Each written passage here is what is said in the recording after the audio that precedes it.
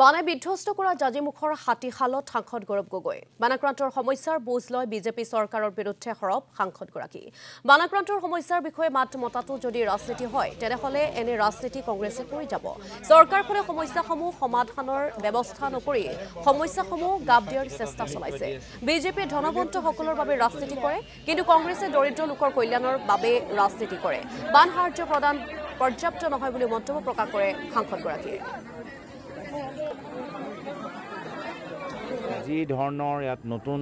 মাথাউৰি কাম হ'ব লাগে সবলীকৰণ কাম হ'ব লাগে সুইচ গেটৰ কাম হ'ব লাগে যোৱা 8 বছৰৰ ভিতৰত একো নতুন কাম হোৱা নাই ইয়াৰ উপৰিও যিখিনি কাম ইয়াৰ পূৰ্বে বিভিন্ন চৰকাৰ কৰি গ'ল সেইখিনি কাম মেৰামতি নোহোৱা কাৰণে আজি বহুত মানুহৰ আজি অভাৱ বহুত মানুহৰ বিপদ আৰু ইয়াৰ গোটেই দায়িত্বটো ৰাজ্য চৰকাৰ যিদৰে হেঁচা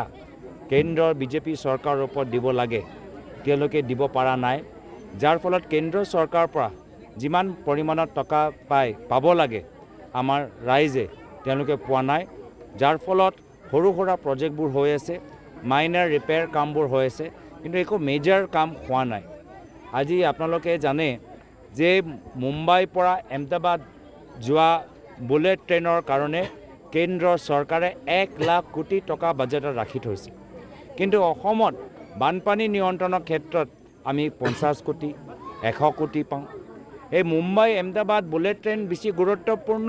নে অসমৰ জনসাধাৰণক বানপানী আৰু গৰাখহনীয়াৰ পৰা সংৰক্ষণ কৰাটো বেছি গুৰুত্বপূৰ্ণ